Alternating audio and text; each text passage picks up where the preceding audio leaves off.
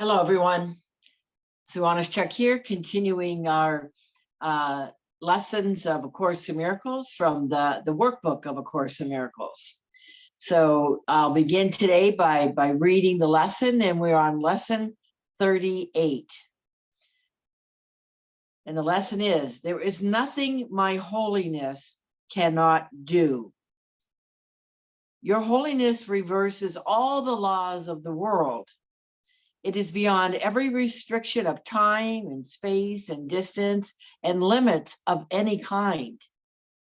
Your holiness is totally unlimited in its power because it establishes you as the Son of God at one with the mind of his Creator. Through your holiness, the power of God is made manifest. Through your holiness, the power of God is made available. And there is nothing the power of God cannot do.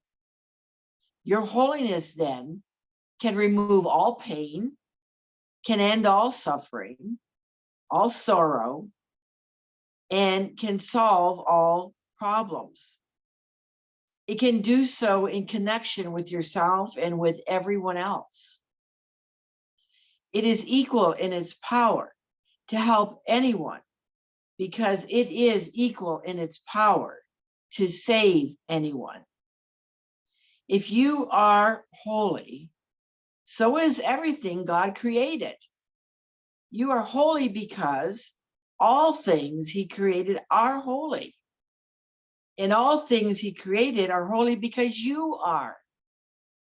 In today's exercises, you will apply the power of your holiness to all problems, difficulties, or suffering in any form that you happen to think of in yourself or in someone else. We will make no distinctions because there are no distinctions. In the 4 practice periods, each preferably to last a full 5 minutes, repeat the idea for today, close your eyes, and then search your mind for any sense of loss or unhappiness of any kind as you see it.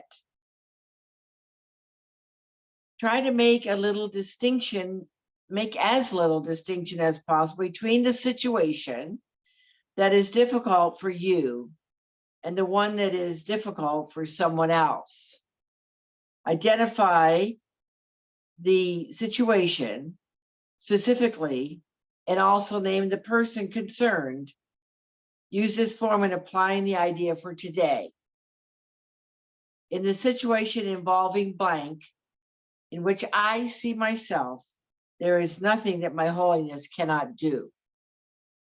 In the situation involving blank, in which blank sees himself or herself, there is nothing my holiness cannot do.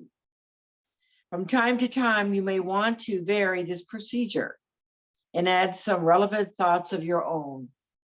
You might like, for example, to include thoughts such as, there is nothing my holiness cannot do because the power of God lies in it. Introduce whatever variations appeal to you, but keep the exercises focused on the theme. There is nothing my holiness cannot do. The purpose of today's exercises is to begin to instill in you a sense that you have dominion over all things because of what you are. In the frequent shorter applications, apply the idea in its original form, unless a specific problem concerning you or someone else arises or comes to mind. In that event, use the more specific form in applying the idea to it. There is nothing my holiness cannot do. So, in regards to this lesson, we have been so conditioned in life to develop an ego, our personal identity, our personality, which is limited. It keeps us small. It keeps us in being a victim of circumstances. It keeps us suffering, in chaos, and vulnerable to attack, and also in fear.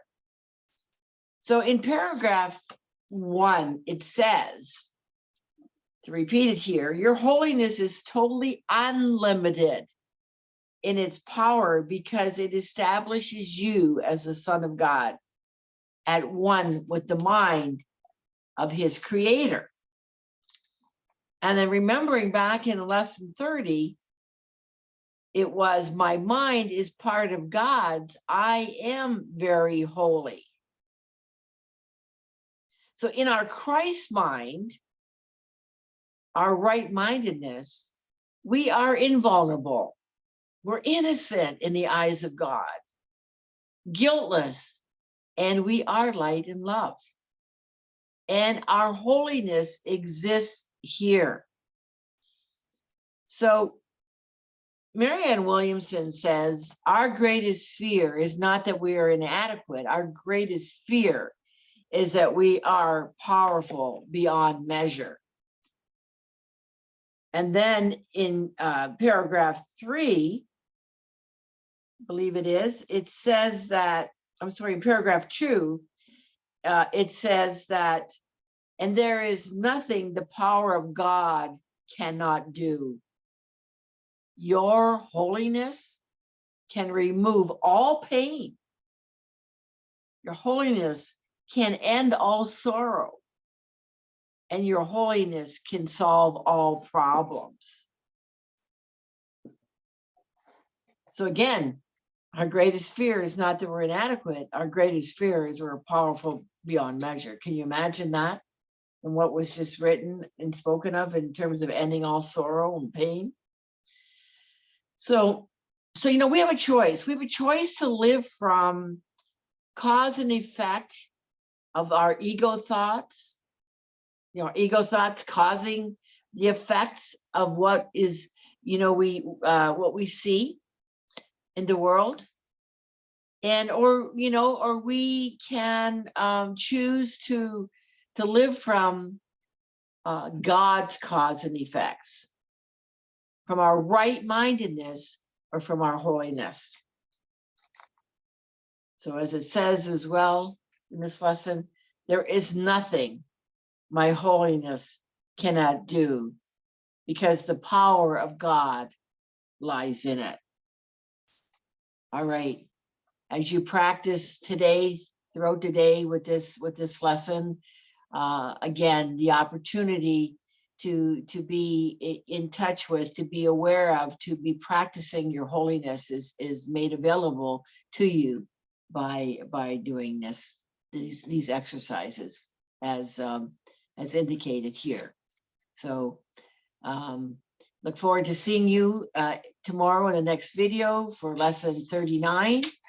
And with all that practice again, you have a wonderful day, and go out there and experience miracles by shifting your perception.